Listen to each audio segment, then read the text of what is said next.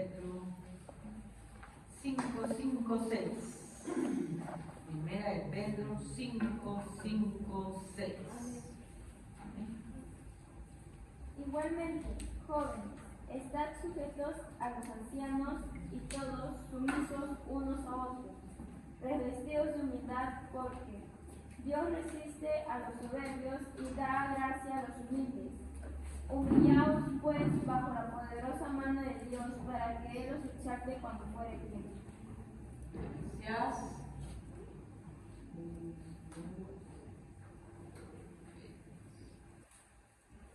Como les decía desde la semana pasada, ¿no? Si bien es cierto, estamos hablando de los jóvenes, la gran mayoría de cosas que estamos hablando es para todos los cristianos, no solamente para los jóvenes, ¿verdad? Y si bien es cierto, hemos comenzado las semanas pasadas, para llegar a la humildad, hemos visto primero su antónimo, que era la soberbia. Y hoy día ya vamos a hablar de la humildad, ¿no? Este versículo de 1 de Pedro 5, 5 y 6 nos habla no solamente de los jóvenes, nos dice que, bueno, primero habla de que estos jóvenes deben someterse, hablamos también de la sumisión, ¿verdad? ¿No? Someterse a los ancianos, ¿verdad? Incluso hablamos en esa ocasión por qué someterse a los ancianos refiriéndose no a personas ancianas, ¿no? Sino a los que tienen, ¿no?, alguna responsabilidad en la iglesia, por decirlo de alguna manera.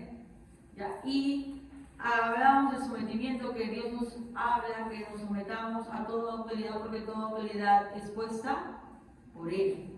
Sea que esta autoridad nos parezca pues que es justa o injusta, porque es Dios quien ha puesto delante de nosotros para trabajar algo en nosotros, y por eso debemos someternos. Pero en el versículo que acaba de leer nuestra hermanita, nos dice, ¿no?, también que revístanse todos. O sea, si bien es cierto, en un primer momento se dirige a los jóvenes cuando dice a sí mismo jóvenes, sométanse a los ancianos, ¿no? Al parecer indicando esto especial porque habría seguramente alguna dificultad en los jóvenes en lo que era su misión. Luego, en la segunda parte del versículo 5 dice, revístanse todos de humildad en su trato mutuo. ¿Está hablando solamente a los jóvenes ahí? A toda la iglesia, ¿verdad? Dice, revístanse todos de humildad en su trato mutuo, porque Dios se opone a los orgullosos, pero da gracia a los humildes, ¿no? Habla de la oposición, incluso vimos otros versículos en donde dice que Dios detesta, ¿verdad?, aborrece la soberbia. Y en el versículo 6, que ahora estamos terminando, dice, humíllense pues bajo la poderosa mano de Dios, para que Él los exalte a su debido tiempo. Es interesante como dice, humíllense bajo la poderosa mano de Dios, haciendo alusión que cualquier sometimiento, sumisión que tengamos, no lo debemos ver que lo estamos haciendo ante una persona, sino ante Dios, que está utilizando esa persona para trabajar algo en nosotros. Por eso dice, humíllense bajo la poderosa mano de Dios. Y hoy día vamos a hablar solo de la humildad, ¿no? Ya habíamos hablado bastante de la soberbia, ¿no? La humildad, según el diccionario, dice una virtud que consiste en el conocimiento de las propias limitaciones y debilidades, y en obrar de acuerdo con este conocimiento. ¿La humildad es un valor o no? Una virtud, un valor, sí lo es. Lo que pasa es que ahora cuando se estudian bastante los valores, y en el colegio te enseñan los valores, te hablan de la empatía. Digo que se mal, está muy bien, solidaridad, honestidad, responsabilidad, respeto, pero te hablan de humildad. No, porque es un valor que tristemente ha caído en desuso. No es que no existe ese valor, es que se ha priorizado otro tipo de valores que tienen su importancia, ¿no? Obviamente el respeto es importante, la tolerancia, mucho hablan de la tolerancia, ¿no?, la empatía y todo lo demás. Pero la humildad más bien se está observando como si fuera un defecto, ¿no? Porque más le dicen a los jóvenes que tengan una autoestima, ¿no?, que sepan defender sus derechos. Ustedes tienen derechos, ¿no?, tienen que hacer ¿no? Que se respete sus derechos. Pero la humildad, que es esta virtud que consiste en conocer, dice, nuestras propias limitaciones y debilidades, muchas veces es dejada de lado. Ya no se ve como algo, no se trabaja ni siquiera en las escuelas como algo que los jóvenes deberían alcanzar. Pero recordemos que nosotros, siendo cristianos, no nos ceñimos a lo que dice el mundo, sino a lo que dice las Santas Escrituras. Y la Biblia, la virtud que más resalta es la humildad, ¿no? Sobre todo en los cristianos nos habla de resaltar la humildad. Esta humildad, como acabamos de decir, parte de qué cosa? Del reconocimiento de nuestras propias limitaciones y debilidades, es decir, ser conscientes de quiénes somos. Pero cuando el mundo te ve, tú defiendes quién eres, te habla como si fuera, uy, ¿no? Te es defender, ¿no? Defender a ti mismo, tú vales mucho, no, tú eres primero, y todas esas cosas. La Biblia te va a decir todo lo contrario. Te va a poner donde deberías estar. Vamos a buscar a Isaías 64:8. Isaías 64:8.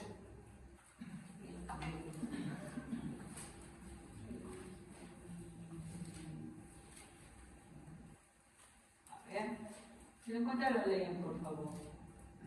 Ahora pues, Jehová, tú eres nuestro Padre, nosotros barro y tú el que nos formaste. Así que obra de tus manos somos todos nosotros. Acá nos da una pequeña pincelada de lo que somos, dice. Ahora pues, Jehová, tú eres nuestro Padre, nosotros somos barro. ¿Por qué dirás somos barro? ¿A qué se refiere con que nosotros somos barro? Él nos amó de la verdad, también nos tomó de barro. ¿Sí?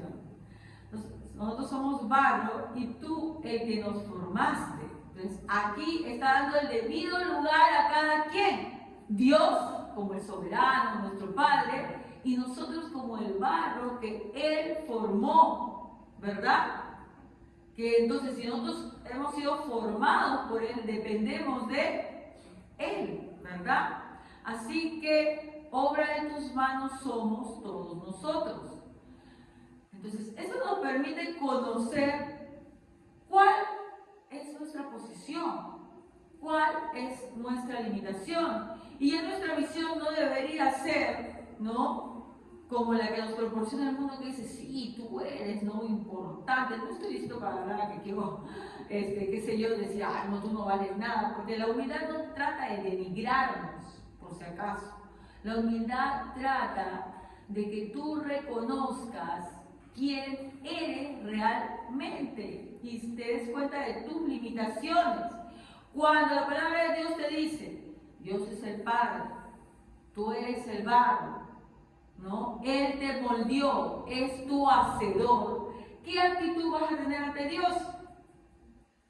Humilde. No vas a tener actitud de desafiar, ¿no? De decir, como muchas personas a veces diciendo, ¿por qué Dios me ha pasado esto? ¿No? Como cita Pablo, ¿no? Tirar el barro, ¿no?, a quien le hizo. ¿Por qué me dices así? No, pues, ¿verdad? Entonces, la humildad es necesaria para nosotros. ¿Por qué? Porque es el reconocimiento de quién es Dios y quiénes somos nosotros. ¿Ya? Entonces, acá nos dice, la verdadera humildad no nos denigra, sino que nos confirma en el lugar preciso que nos corresponde como criaturas de Dios, ¿no? Si no somos humildes, nos rebelamos a Dios y queremos hacer nuestra propia voluntad. Es por eso que una característica primordial de las personas que son salvas es la humildad. ¿Por qué? Porque el cristiano que es salvo se somete a la voluntad de Dios, pues reconoce quién es Él y quiénes somos nosotros.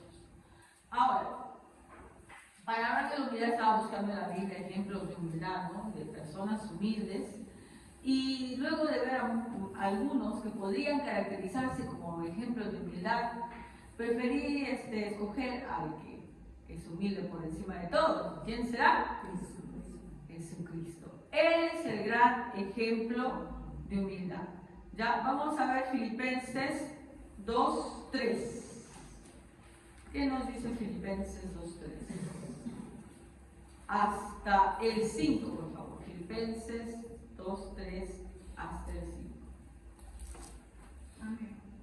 Nada hagáis por contienda o para gloria, antes bien con humildad, estimando cada uno a los demás como superiores a él mismo, no mirando cada uno por lo suyo propio, sino cada cual también por lo de nosotros. Haya pues en vosotros este sentido que hubo también en Cristo Jesús. Amén. Gracias, hermana, ¿no? Comienza diciendo, mira, esta es una carta escrita a una iglesia, ¿verdad? La iglesia de Filipo, ¿no? Dice, y les recomienda, nada hagáis por contienda o vanagloria. Cuando alguien escribe una carta hacia un grupo es porque tiene una preocupación, ¿no? Por ejemplo, si yo digo, pues no, vamos a escribamos la carta a los delicianos, delicianos 1:4 diría, ¿no? Supongamos, ¿cuál sería de pienso para hablar a esta iglesia? Tengo que ver cuál es la dificultad que tiene, cuál es el problema que tiene, ¿no? Entonces puedo escribir, no lleguéis tarde a la iglesia, supongamos. Sería la carta a los delicianos, ya capítulo 1, versículo 1. Ya, pero acá, cuando Pablo está escribiendo a los filipenses, ¿no? Destaca en hablar, aconsejar algo que se supone que era una problemática de esta iglesia y que no podemos decir que solamente era la problemática de la iglesia de Filipos, sino que es una problemática también, ¿no? Escrita para nosotros, ¿no? Y nos habla de que nada hagáis por contienda o por vanagloria. Al parecer, a pesar de que somos cristianos, ¿no? Suele suceder que en las iglesias hay contiendas, ¿no? Hay discusiones, disputas, diferencias, y algunos quieren pues sacarse de algo, cuando delante de Dios no somos nada. Pero a veces nos olvidamos, ¿no? Y el barro comienza a decir al alfarero, ¿por qué me hiciste así? O comienza a pensar que él se hizo a sí mismo, destacando virtudes, ¿no? Y decimos, ya hemos visto que la es todo lo contrario, ¿ya? Entonces, nada es por contienda o por vanagloria. O sea, en otras palabras, está diciendo a los filipenses, no sean contenciosos, no se estén envaneciendo. Es lo que les está diciendo, pero de manera indirecta. Dice, bien, antes bien con humildad, sean humildes, le está diciendo. Estimando cada uno de los demás como superiores a él mismo. Trátense de qué manera que consideren al otro como si fuera mejor que ustedes. Imagínense eso. Considerar al otro que es mejor que tú. Eso es muy difícil. Porque cuántas veces cuando uno, por ejemplo, piensa, no es, pero este hermano, llega tanto el tiempo, no ha cumplido. Tendemos a más bien juzgar a los hermanos como peores que nosotros, ¿no? Es como el chico dice, sí, yo soy así, pero él es peor. Y lo mismo hacemos dentro de la iglesia a veces, ¿no? La Biblia nos dice claramente que somos malos, que somos pecadores, pero al momento de aplicarlo, lo aplicamos para el otro, pero no para nosotros. Y si la Biblia dice que somos pecadores, pero tú te acuerdas del pecado del otro y no de los tuyos, ¿no? Estás haciendo observancia de los errores de los demás y no de los tuyos. Y cuando tú eres humilde, es todo lo contrario. Dice, estimando a los demás como superiores a nosotros mismos. Luego dice, no mirando cada uno por lo suyo propio, ¿no? Porque lo contrario es otro, además de la soberbia, otro antónimo de la humildad también es el egoísmo, ¿ya? Están concentrados solamente en lo suyo, ¿ya? Sino cada cual también por lo de los otros. Preocúpense también por las necesidades de los demás. Haya pues en vosotros este sentir que hubo también en Cristo Jesús. En el versículo 3 y 4 ha hablado de algunas características de Jesús que vamos a ahondar. Y en el 5 sigue diciendo pues que haya en nosotros ese sentir que hubo también en Cristo Jesús, que es el ejemplo más grande ¿no? De humildad. Vamos a buscar Mateo 11, 29.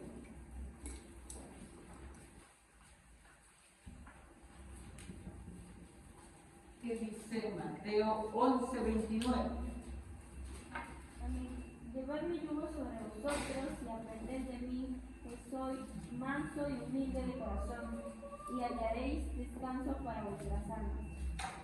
Acá Jesús se está refiriendo, ¿no?, a una característica que tiene, que dice que es manso y humilde. Pero hermano, está diciendo el mismo que es manso y humilde. ¿Cómo es esto? En el caso de Jesús, eso es verdadero, ¿no? Si nosotros dijéramos eso de nosotros mismos, pues nos equivocaríamos, pero en el caso de Jesús, eso es verdadero. ¿Y cómo podemos ejemplificar así directamente que Jesús era totalmente manso y humilde? En el gran sacrificio que hizo por nosotros. 2 Corintios 8, 9. A ver.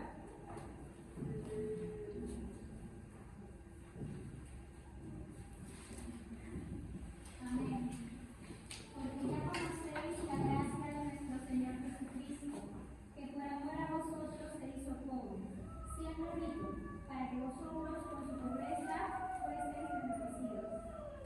Nos da el más grande ejemplo de humildad. ¿Siendo que dice? ¿No? Dice, se hizo pobre. Siendo rico, se hizo pobre, ¿no? Siendo Dios, como leyó hace un momento la hermana Julia, se hizo hombre, ¿verdad? ¿Por qué? Por amor a nosotros. ¿Qué más grande ejemplo de humildad? Pero a veces cuando nosotros recibimos una crítica o algo más bien, se nos sale el otro, ¿no? Solamente porque nos critica. Y él, dejando realmente lo que él era, Dios, ¿no?, todopoderoso, se hizo pobre, se hizo hombre por amor a nosotros, ¿ya? Y ahora sí vamos a confrontar algunas características de Cristo, como estamos hablando de los jóvenes, aunque como les dije hace un momento, no es solamente decir, bueno, para que escuches, yo traigo a mi hijo para que escuche, ¿no? Sí está bien, pero también esto es para toda la iglesia. Vamos a ver algunas características de Cristo que en muchas ocasiones se oponen a las cosas que dicen los jóvenes. ¿Ya? Entonces voy a hacer como dos columnas por aquí. ¿Ya? Una columna que divida y acá vamos a poner a los jóvenes. Y acá vamos a poner ¿a quién? Cristo. Vamos a poner a lo que dicen los jóvenes. Número 1, que dicen los jóvenes. ¿Por qué siempre tengo que ser yo el que hace todo? ¿Han escuchado que los jóvenes digan eso? Sí, frecuentemente. ¿Por qué yo lo tengo que hacer? ¿Por qué no lo hace él? Todo a mí. Ya. Porque siempre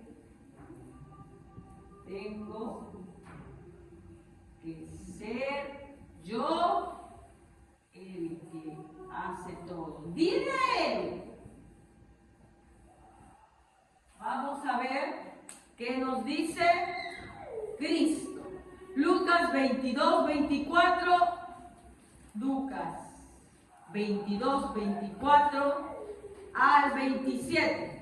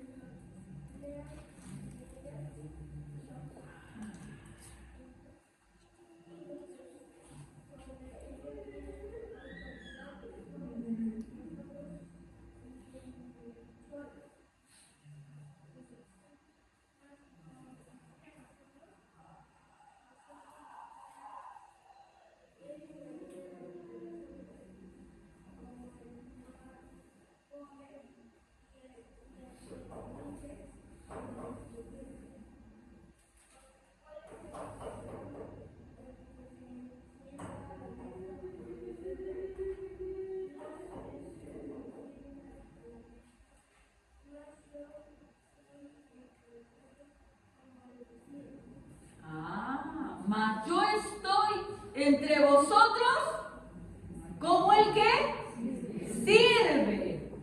¡Qué vergüenza!, ¿no? Mientras que el jovencito dice, ¿por qué yo tengo que hacerlo? ¿Por qué a mí? ¿Por qué siempre me dice? Y Jesús dice, siendo Dios, ¿qué dice? Que está entre nosotros como el que sirve.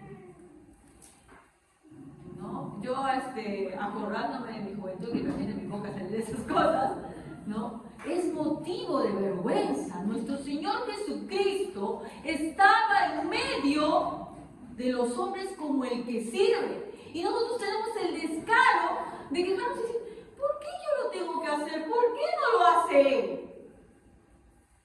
El Dios en el que tú crees, al cual le cantas alabanzas, ¿se acuerdan, no? Cuando cantan alabanza. ¿Cantan alabanza, chicos?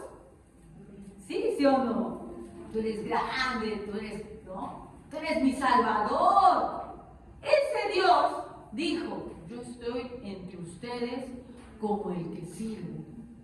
Así que cada vez que diga, ¿por qué yo tengo que hacer esto? ¿Por qué no le dices a Él? Recuerda que tu Señor Jesucristo estaba como el que sirve. Y ese ejemplo nos dio a nosotros. Más bien deberías deleitarte en servir.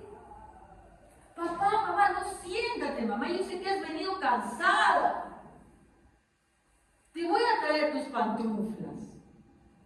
Sí que tiene pantuflas. A veces el papá no tiene ni qué ponerse. A veces sí. ¿Sí o no? ¿Cuántos padres con los hijos? Un zapato para todo. El guerrero, que es para todo. Papá, no sé, te voy a servir tal cosa. ¿Estás cansado? Te voy a servir tu comida. Y el joven llega, se sienta, me comerá. Y miren, cómo ha cambiado el contexto, ¿no?, de la historia, porque cuando lo leía nuestro hermano Anton, vamos a leer, por ejemplo, en el versículo 26 dice, mas no así vosotros, porque acá los discípulos estaban peleando, todo el tiempo se peleaban, porque sí, yo soy mejor que tú, no, que tú eres más, no, que yo soy más, que sí. Pero acá dice, ¿no? Mas no así vosotros, sino sea el mayor entre vosotros como el más joven. ¿Por qué dice como el más joven? Porque en ese contexto histórico, hermanos, se entendía que el jovencito de la casa servía. ¿Ya? Como los hermanos mayores ya estaban saliendo a trabajar a la chacra, al pastoreo, había estado el jovencito todavía. ¿Y qué hacía él, ustedes creen? Servía. Pero ahora es al revés. El más chiquitito es el rey, no hace nada. ¿Sí o no? No, aquí servía. Porque todos tenían que estar en el hogar. Los mayorcitos ya estaban yendo, ya estaban trabajando en la chacra, ya estaban pastoreando. Incluso, qué sé yo, ayudando tal vez vendiendo algunas cosas, porque los que han vivido alguna vez en provincia no saben que cultivan, pastorean y luego se van a vender, ¿sí o no? Ya estaban haciendo alguna cosa. Pero el chiquito todavía no. Entonces, discúlpenme, pero tenía que ganarse ese pan que comía. No era como ahora, no es la bendición, pobrecito, no le hagas ese pan. Sabía que él entonces en la casa servía. Y llegaba el papá. ¿Y qué cosa cree? Lo atendía. Por eso es que este versículo no dice, no, sino el mayor entre vosotros como el más joven, ¿no? Y luego, y el que dirige como el que sirve.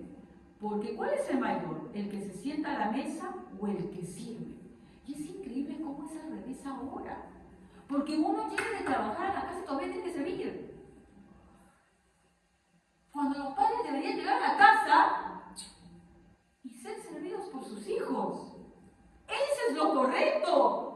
Y yo pregunto así, pero pregunto solamente para que se contesten dentro de sí, no para que lo digan, por favor. ¿Está? Jovencitos, ¿cuántos de ustedes les sirve la comida a sus padres? Hay uno o dos, tres que me dicen que sí sea, ¿de dónde será sandía? No lo sé.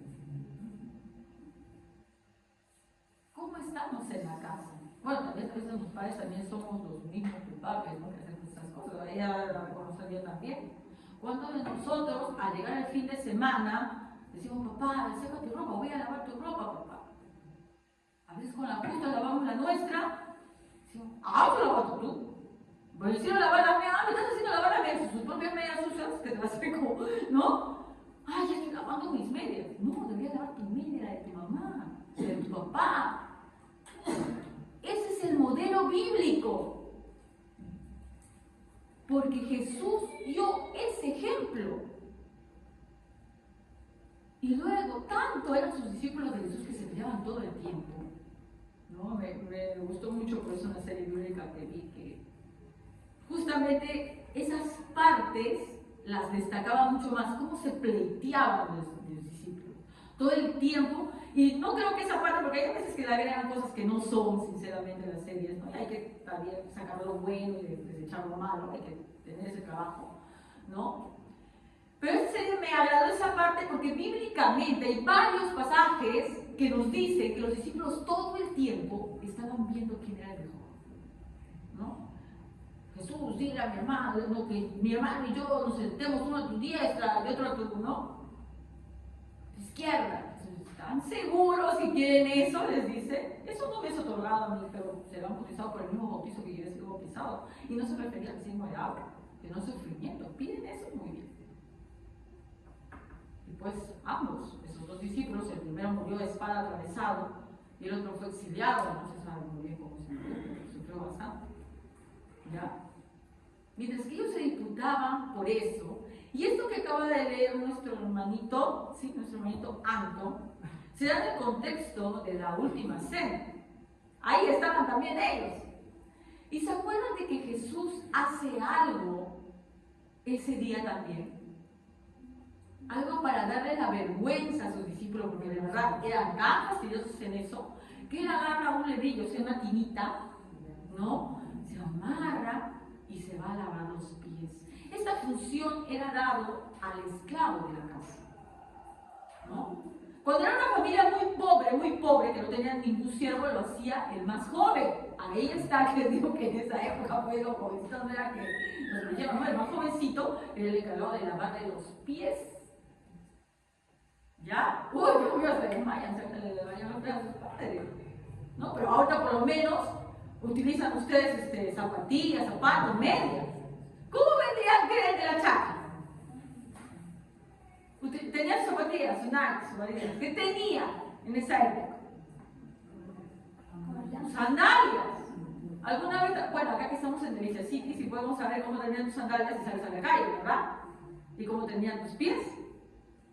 ¿Cómo llegarían, pues, no? Y el más joven tenía que lavar los pies. Cuando era una familia de condición económica mejor, pues había un siervo. Y de todos los siervos, porque había a veces la familia tenía un poquito más de poder, tenía pues, a veces una cocinera que ayudaba, pero de todos los siervos, el siervo de más baja condición era el que lavaba los pies. ¿Y Jesús qué hace en ese momento? Los humilla, sinceramente, porque la palabra dice, humillaos bajo la poderosa mano de Dios. ¿Cómo lo estuvieron en ese momento?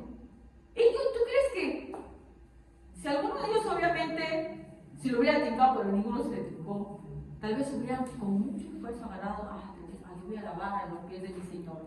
Pero ¿crees que se le hubiera ocurrido lavarle los pies a su hermano? No, porque vivían peleándose todo el tiempo. Pero ¿él qué hace? Él se ciñe, ¿no? Agarra y comienza a lavar los pies de todos sus discípulos. Y primero no lo quieren dejar. No, Señor, ¿cómo tú vas a hacer eso? Porque sabía que esa era la posición más humilde. Y les dice que hagan eso también. Les da un ejemplo porque ellos estaban más preocupados en devorarse entre ellos, ¿no? Y les da el ejemplo cómo debería ser un verdadero cristiano. Como hemos leído en Filipenses, ¿no? Considerando a los demás como superiores. Esto nos da duro nuestro orgullo, hermano. Pero es lo que nos hace vivir. ¿Ya?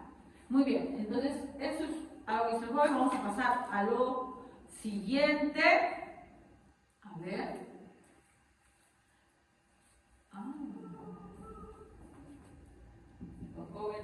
dice, necesito eso. No voy a especificar qué cosa.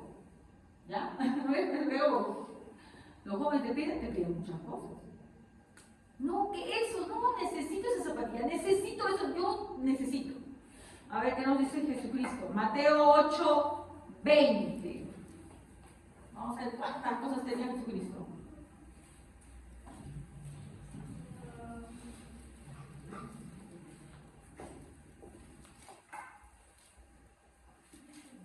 Amén.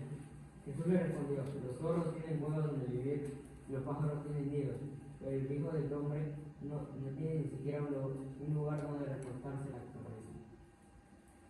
Muy bien, mientras que muchas veces, no solamente los jóvenes, nosotros estamos pensando, ¿no? Que me falta tal cosa, y esto, y lo otro. ¿Y por qué a él se le han comprado? Mira, el papá de mi amigo sí le da, tú no me das.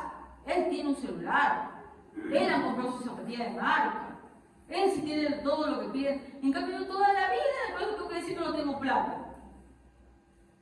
A veces somos así, me dicen, ay, ¿por qué habré nacido en una familia tan pobre? ¡Es verdad! ¿Por qué no tengo más? ¿Y Jesús qué dice? Él no tenía dónde. ¿Y estaba preocupado por eso? ¿Angustiado? ¿Si él quería lo podía tener? Obviamente, pero él dice que se despojó de toda riqueza incluso para ser pobre. ¿No? Porque él no vino de una clase acomodada, porque si él quería encarnarse, pudo haber escogido pues, un rey, ¿no? Para ser el príncipe. Pero no, encarnó en una familia humilde, ¿verdad? Y sin embargo, a veces nosotros lo necesito, me falta. Todos son buenos.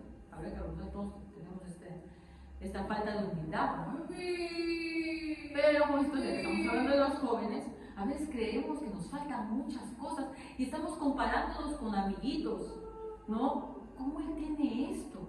¿Cómo yo no lo tengo? ¿Por qué tuve que nacer en esta familia? ¿Por qué no soy rico? Veía uno que sale en internet, ¿no? Un chiquito con su caracito, o sea, un bebito yo, recién nacidito, pero todo amargo, pues. Y abajo decía, cuando te das cuenta que naciste en Latinoamérica. Entonces, como diciendo, ¡oh, qué desgracia!, ¿no? Y estamos quejándonos. Pero Jesús, el que es el ejemplo de humildad, no se quejaba de eso, ¿no? Siendo Dios, no tuvo un poco de ser pobre. No tenía, hermanos. Si viene siendo por lo menos hasta los 7 años, sí tuvo su casita por lo menos con José y María. Bueno. Después ya no. Una vez que comenzó a predicar la palabra, no tenía. Si alguien lo albergaba, y si no, quedaba dormido por ahí en el campo. Si realmente creemos, nos decimos que somos cristianos, debemos ser imitadores de Cristo. No estoy diciendo que hay en su casa, pero no nos quejemos de que no tenemos. Cuando Cristo no teniendo nada, no se quejaba y estaba más, ¿qué cosa? Enfocado en cumplir lo que tenía que hacer. A ver, otro. Número 3. Quiero alcanzar mis sueños. No estoy diciendo que no tengan metas por si acaso, pero que no nos enfoquemos en eso por encima de Dios. Vamos a buscar Juan 18:36. ¿Qué dice Juan 18:36? Que nos dice Jesús para avergonzarnos de esas cosas que pensamos que necesitamos. Amén. Jesús respondió: mi reino no pertenece a este mundo. Si así fuera, mis siervos pelearían para que no estuviera en manos de los judíos. Pero de hecho, mi reino no es de acá. Mi reino no es de aquí. A veces nuestros sueños, lo que queremos lograr, la mayoría, no digo de todos, porque no estoy en la mente ni en el corazón de todos, nuestros sueños, lo que más queremos lograr, está aquí. Si yo preguntara, cosa que no voy a hacer, pero te pido por favor que hagas esa reflexión, jovencito y también hermano mayor. No sé, te dicen, ¿no? Supongamos, te has ganado la tinca. ¿Qué quisieras hacer con ello? Se están calculando, ¿no? Últimamente como van las cosas, creo que no alcanza para mucho, pero ¿qué harías? O por último, ¿qué meta es la que más tú anhelas? Por lo general no digo todos, pero vamos a anhelar cosas. Ay, yo quiero tener una casa, ¿no? Carro, salir de delicias de vida, ¿no? Ser cosa. Cuando los chicos le preguntan eso, dicen, quiero ser futbolista, algunos. Ese sueño es muy popular, demasiado diría yo. ¿Ya? Quiero ser tal cosa, un artista, o lo que quiera hacer, pero tus sueños siempre están concentrados en este mundo. Pero Jesús dice, mi reino no es de aquí. Dice que eso también es algo que le elogian a Abraham. Abraham sale cuando Dios le promete, ¿no?, una tierra, pero con el pasar de los años, y como dice la Biblia, humillado bajo la poderosa mano de Dios, al final de sus años, ustedes saben que no llega a ningún lugar, ¿no? O sea, Dios le promete una tierra, él muere y nunca construye una casa, jamás, nunca. Siempre estuvo deambulando de un lugar a otro. Y la palabra de Dios dice que él se da cuenta y tiene esperanza en otra tierra. Pero eso él lo va a aprender con el pasar de los años, porque Dios lo trata, lo humilla para sacar lo bueno de lo vil. Muchas veces nosotros estamos tan concentrados, tanto jóvenes como adultos, en lo que queremos conseguir acá, y Jesús nos humilla diciéndonos, te equivocaste, mi reino no es de este mundo. Es como que te da una cachetada, todo lo que tú agregas en tu corazón y en tu mente sobre lo que es más importante. Y Él te dice, mi reino no es este mundo. Estás bloqueándote aquí, que al final nada de esto te vas a llevar. Continuemos, hermano. A ver.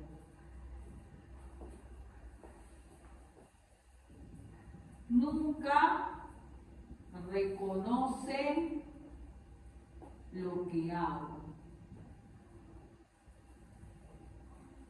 Solo me critica. También es algo que he escuchado de los jóvenes. Solo me criticas. Todo lo malo hago para ti. Nunca hay una palabra de elogio para mí. Toda la vida me estás criticando. Nada más. Lo malo no mandes en mí. ¿Qué dice Jesús? Vamos a Juan 5:41. Si alguien tiene la versión de Nueva Traducción Viviente, lo puede leer, por favor.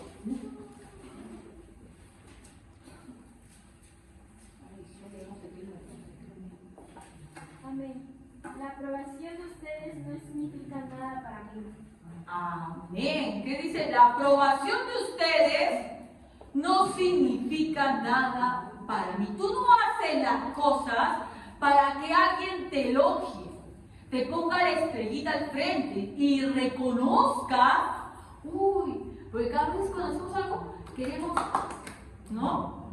En los colegios muchos se estila eso, no sales, poner a alguien, ¿no? Y todos aplauden, ¿no? No estoy diciendo que esté mal eso, ¿no? Porque puede ayudar a los chicos, que lo hice bien, ¿no?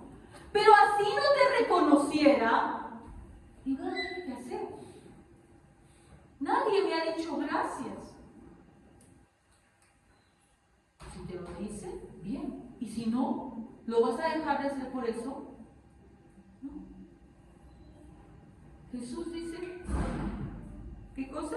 La aprobación de ustedes no significa nada para mí. Eso lo dice a los fariseos, ¿no? Porque él estaba hablando y toda la vida le contradecían, le paraban criticando y criticando, él siendo perfecto y bueno, lo único que recibía era críticas y más críticas. Y no solamente críticas, también recibía intentos de homicidio, y al final lo terminan matando, ¿verdad? Pero él no se concentraba en eso. Él seguía haciendo lo que el Padre le había mandado hacer, ¿no? Y no estaba pues por la vereda de la amargura, ay, nadie reconoce lo que hago, todos me critican, los fariseos me miran feo. Así estaba Jesús.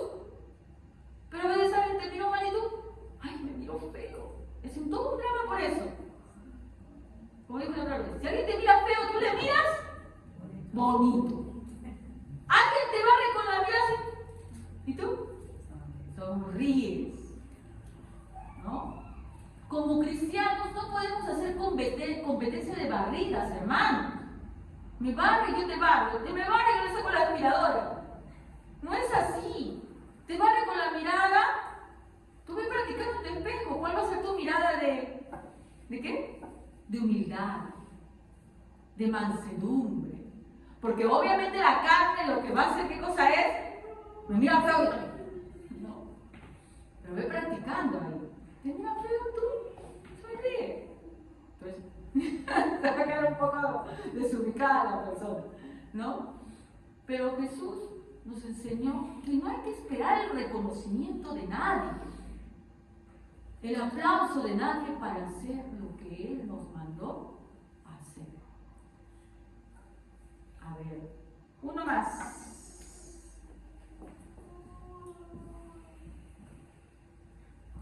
Yo quiero tomar mis decisiones. Yo ya sé lo que quiero hacer. Tú no me tienes que decir, yo ya sé.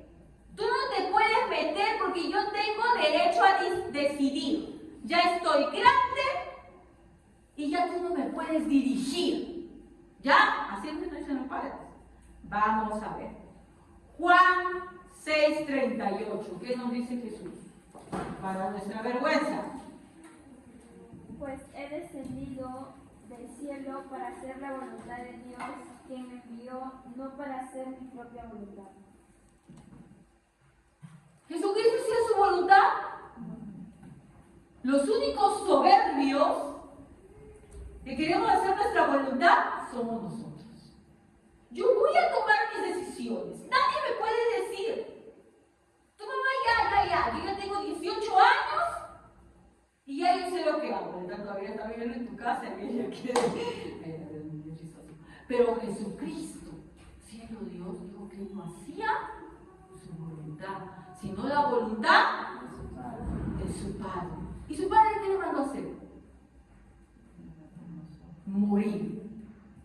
A ti te mandan a recoger, a lavar los platos y ¿por qué? Te quiero morir para no lavar los platos. Y Jesucristo obedeció. O te dicen, no, hijito, no vas a ir. A mí no me parece que vayas a ese lugar, no te conviene. Drama. ¿Por qué si todos van? ¿Por qué yo no voy a ir? Porque tú eres cristiano y tú sigues el ejemplo de Cristo. Tú no tomas tus propias decisiones. Tú te ciñes ¿a qué? A lo que dice Dios y tus padres. Vamos a ver otro más. A ver, 2 Corintios 10:5.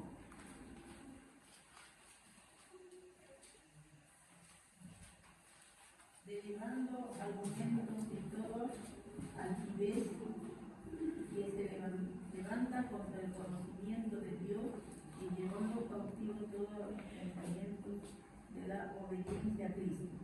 ¿A qué? A la obediencia a Cristo, derribando cualquier argumento. No me vengan con argumentos, ¿no?, de la actualidad, que dicen, no, ya a esa edad tú tienes que dejarlo que solito, ¿no?, ya decida por sí mismo. Después 2 Corintios, sí, 10:5 es, por si acaso.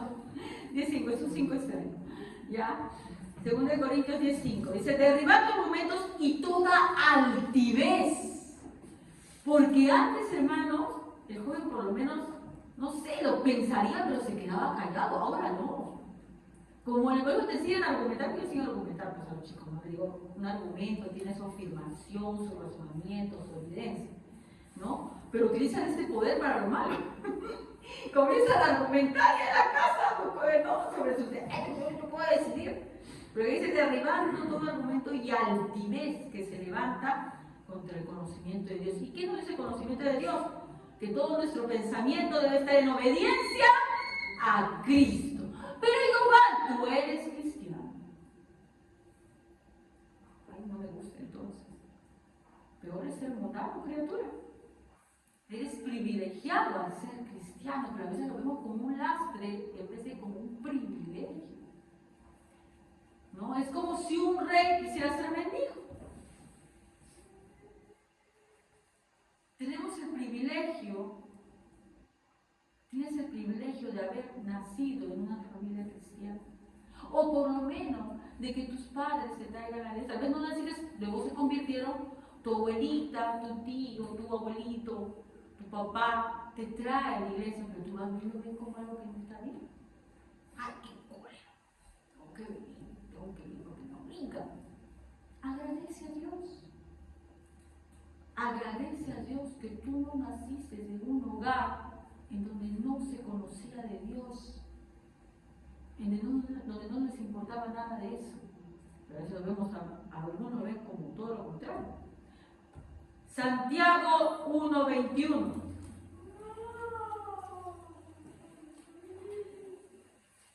Santiago 1:21.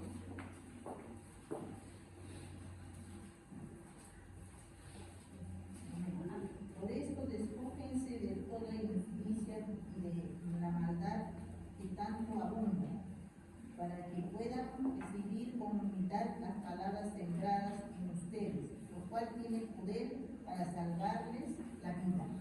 Amén. Por lo cual, desechando toda inmundicia, abundancia de malicia, recibid con mansedumbre la palabra. Pero a veces cuando se dice la palabra y decimos cosas como estas, ¿no? De que hay que someternos, de que hay que ser humildes, ¿lo reciben con mansedumbre? Me hacen pucheros. Algunos que son alegres se ponen serios. ¡Es verdad! Se ven serios. ¿Sí? Pero la Biblia te dice, recibe con mansedumbre.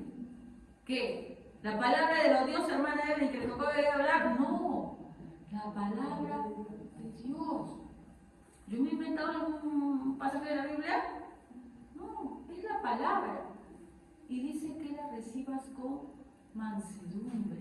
Es Dios quien está hablando a tu vida. Es Dios que está trabajando en ti la humildad. Es tan amoroso que te corrige con palabras. Pero cuando ya no funcione por palabras, ¿cómo te va a corregir?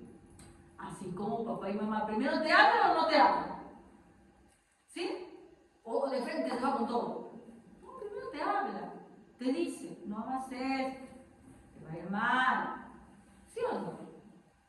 Como la 10ª vez que te sigue diciendo, tú dices, ya, hace la voz, pero siempre me gritas. La he dicho como 10 veces de buena manera, y a la 10ª cuando recién hace la voz, porque ya pasó, ahí es una víctima, ¿no? Que toda la vida le está gritando. Dios te habla, te habla, te habla.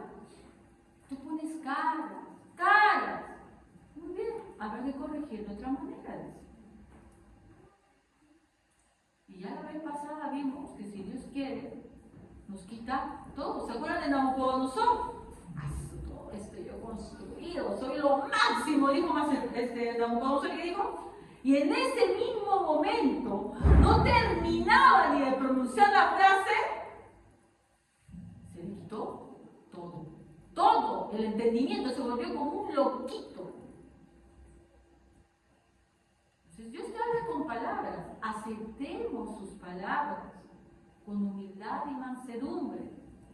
Porque si eres su hijo y no lo aceptas, como dice también en Hebreos, procederá a la corrección, porque te ama y no va a dejar que te desvíes.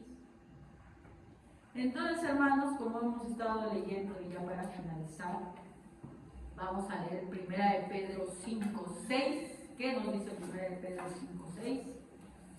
¿Algún jovencito, por favor, que lo lea?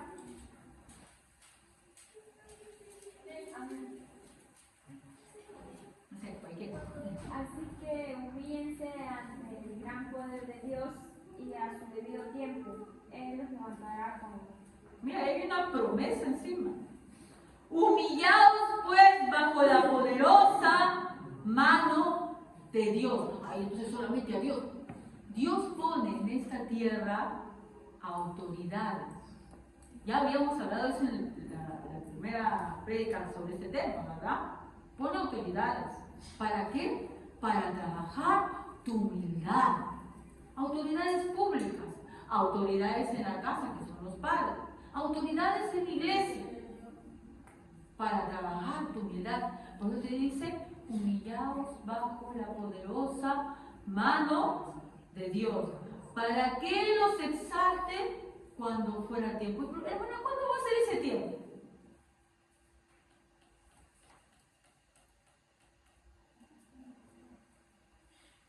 Sí. No esperemos exaltación acá, por si acaso. Pero como Él mismo dijo, mi reino es de aquí. No quiere decir que si es la voluntad de Dios y no va a servir para tu destrucción, y si es para sus propósitos, puede ser que te exalte en este mundo. Pero eso no es lo que debemos perseguir. Hubieron algunos ejemplos de hombres que fueron exaltados en este mundo. Por ejemplo, José fue humillado, ¿cuánto tiempo? De esclavo, preso, ¿no? Y después fue exaltado. Ya lo exaltó, ¿saben por qué? Porque sabía que ya no se iba a matar. Pero cuando Dios te ve que tú eres todavía soberbio y que una exaltación más bien te va a hacer daño, no, hay que seguir humillando. ¿Por qué? Porque si este jovencito, esta persona, yo le exalto, ¡uy! Al mismito, se va a subir. Hay algunos que fueron exaltados también y también cayeron. Y Dios lo volvió a humillar. David, él era muy humilde, sus hermanos lo ninguneaban, ¿ya? Es exaltado, se llena de soberbia, que comienza a hacer cosas inadecuadas, cosas pecados. Dios lo. ¿Por qué? Porque lo ama. Es así. Mientras que nosotros nos ensoberbezcamos, nos exaltemos, dice 1 Pedro, que también en el 5:5, que Dios se opone a nosotros. Imagínate que Dios se oponga a ti. Es como que tú salgas en el camino, te encuentras con alguien. ¿Alguna vez ha pasado que está caminando y justo quiere pasar? Y es como que bailas con la persona porque justo se les opone ahí por el mismo lugar por donde están yendo. ¿Sí o no? Ya, pero esto traducido a que Dios es que se pone frente a ti. Cuando tú eres orgulloso, no es que Él esté bailando contigo. Él simplemente se planta y no te va a dejar pasar. Si eres su hijo, no te va a dejar pasar. Ser soberbio, ser orgulloso, es oponerse a Dios. Es enfrentarse a Dios. Y en esa disputa, hermano, tú vas a salir. Entonces dice, humillaos bajo la poderosa mano de Dios, que Él nos exaltará a su debido tiempo. Sigamos el ejemplo. Y hoy no es uno que dice, sí, humíllate. No, Él mismo se humilló. Él no exige nada que Él no haya hecho. Él mismo se humilló, dio su vida por nosotros, por el amor que nos tenía, hermanos. Muy bien, por hoy. Vamos a ponernos de pie, hermanos, y vamos a orar. Padre amado, Padre bendito, te damos gracias, Señor, por tu palabra. Te pedimos, Padre Santo, que tú, Dios mío, hagas que nuestro corazón acepte, Señor, las enseñanzas que tú nos das, Señor. Haz que nuestro corazón lo reciba reciba con mansedumbre, Padre Santo, con humildad, para someternos, Señor, bajo tu mano, Padre Santo. Ayúdanos, Señor, y si no fuera así, Padre Santo, corrígenos, Señor, también con tu mano amorosa, Padre Santo. Porque tú cualquier corrección que nos das es por nuestro bien y porque nos amas, Señor. Gracias te damos por todas las bendiciones que nos das, Padre Santo. También por las carencias que podemos tener, porque sabemos que todo eso, Padre Santo, es parte de tu propósito, Señor. Te pedimos todo eso en el nombre de nuestro Señor Jesucristo, que fue ejemplo de humildad, Padre Santo, para nosotros. Ayúdanos a seguirlo, Señor. Amén.